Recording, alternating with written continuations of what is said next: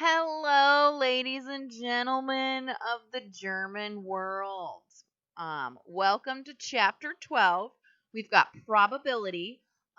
This is a chapter that you honestly have to read a lot of because they're all going to be word problems. You got to read a lot of stuff, look at a lot of stuff, and think about a lot of stuff. There's a lot of stuff to memorize in this chapter.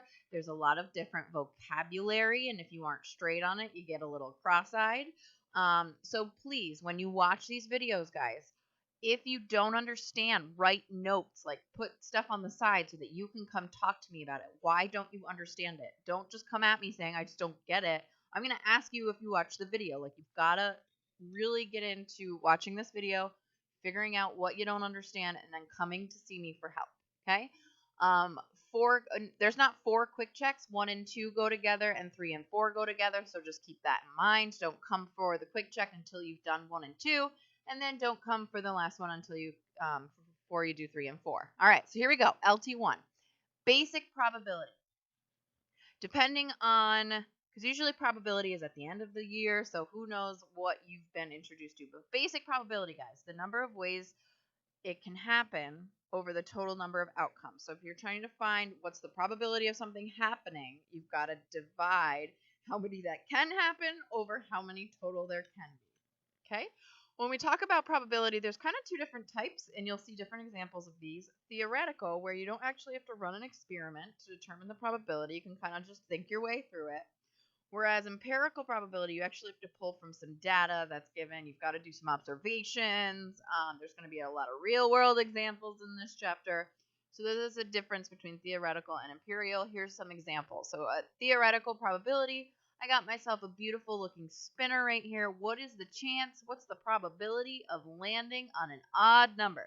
So again, basic probability, number of ways it can happen over total number of outcomes. How many different sections are there on this spinner? 5. How many of them are odd? 3. So that's 3/5. Okay?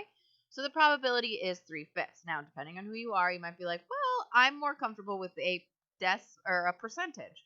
So remember, 3 divided by 5 would pop out the decimal 6/10. To make it a percent, you multiply by 100 by moving your decimal 2 places over, so that's a 60% chance.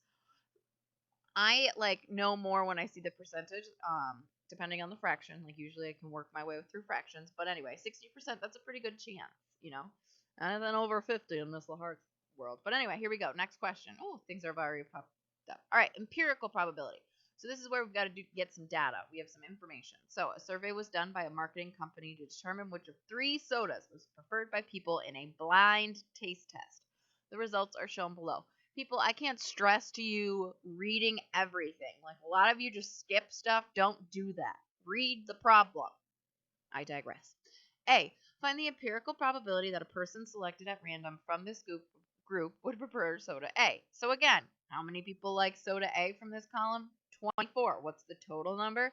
53.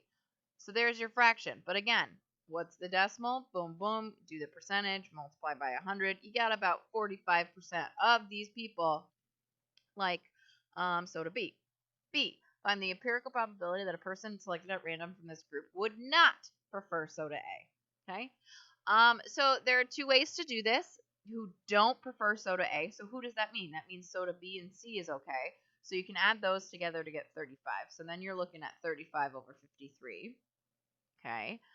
Another way to look at it. Some of you might look at it this way. Well, again, I know that 100% of my people have voted for something, right? 100%. So if I know that, here's the 1. Why don't I just subtract 1 from the probability of people like an A? Because then that would give me the people that don't like it. So how many people like A? 18 out of the 53. So 1 minus 18 out of 53 gets you the same answer. So you might tackle that 2 different ways. With probability, you can do that. You can add the people that B and C, or you can just do 1 minus probability of people like an A. Okay? Pause me if you need to write this down. All right, between what 2 numbers must all probabilities lie? So if you think about the land of probability, the only thing that makes sense is from 0 to 1, meaning 0% to 100%. There's no 120%. Okay? In the real world, technically you can only have from 0 to 100% in a situation. If you roll more,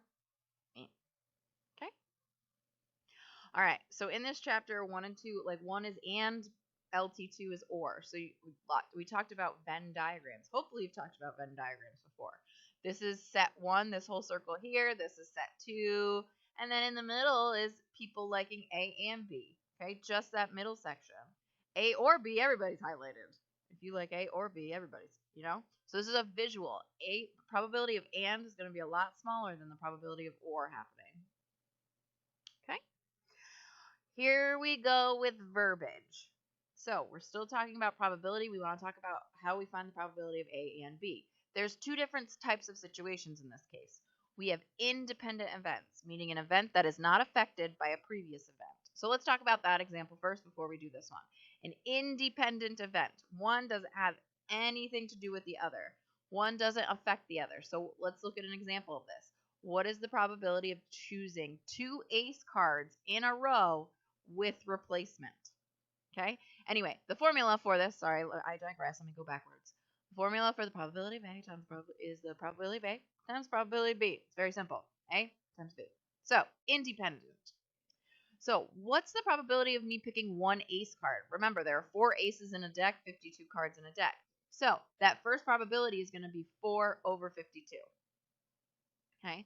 Guys, I would get used to writing this type of language, the probability of ace and ace, pulling an ace and pulling an ace, like that's what that means in there. So my first probability is probability of me pulling an ace. Now, if I put the card back, when I go to pick another one, I still have a chance of 4 out of 52. That's what it means by being independent. One has nothing to do with the other. You multiply this, you get that. As a percentage, there's a 0.5% chance of that happening. Very little. Very little. Okay, that's independent. Dependent event. So this is an example. So what's the probability of me choosing 2 aces without replacement? So again, probability of A plus probability of B. So when I go to pick that first ace, I'm good. I got 4 choices out of that 52.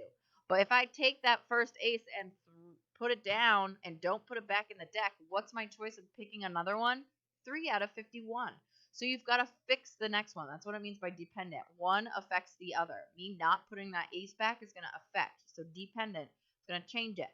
Multiply across. There you go. That's a 0.4% chance. So those are the two examples and great examples for independent versus dependent. So you just got to think about it, guys. Often you just got to think about it. Okay, let's do some more examples. So what do the directions say? Determine whether the scenario involves independent or dependent events. Then you find the probability. So there's two things. Independent versus dependent, and then you actually find that probability. So here we go. A bag contains 7 red marbles and 5 blue marbles. You randomly pick a marble and then pick a second marble without returning the marbles to the bag. First marble is red, and the second marble is blue. So they want to know what's the probability of all this happening when you want to pick a red first and then a blue. So the fact that we do not return means that these are dependent events. I do not put that marble back in the bag, so these are dependent events. So then now I'm going to go after my probability. What's the probability of getting a red and then a second marble of blue? Well, how many total marbles are there? 12. How many of them are red? If you read an example, we got 7 red. So there's my situation. I do not pick the marbles back. So again, now we have to go after blue. It doesn't matter because I picked red first, so I'm still going to have 5 blues in the bag. But I won't have 12 marbles. I'll have 11 marbles. So that's a 27% chance. And that's all there is to it, guys.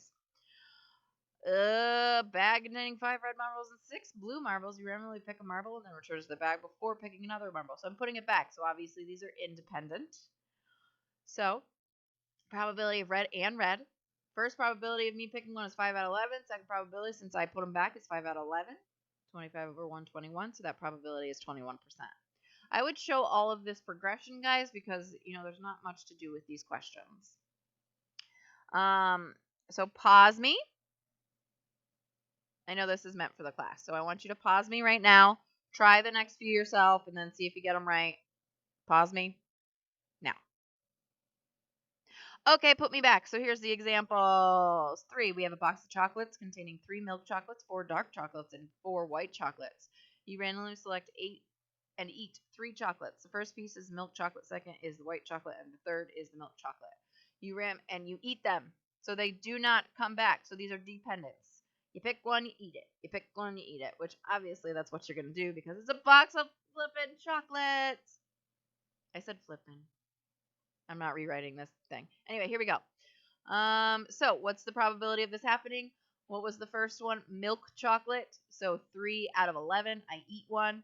But again, the next one is white chocolate. So I still have all those, but I'm down to 10. And then the next one is again a milk chocolate, which I lost one. So 2. And then out of 9, you do the multiplication. You do that. And then I didn't do the percentage, but I have a calculator right near me. So here I go. Of course, press to test. 2.4%. 2.4%.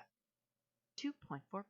Anyway, you flip a coin 5 times and the coin lands on heads every time. They're independent. If I flip a coin, it's not going to affect me flipping a coin again. I'm not going to get tired. That doesn't count.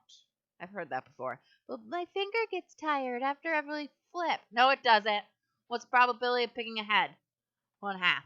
1/2. 1/2. 1/2. Get it? 1/2 to the 5th you could do. And then, oh, way to not put your answer up, Miss Hart. Geez, criminals. So that would be 1 out of 32, which as a decimal is 3.1%. And there you go. There's LT1. Have a great day.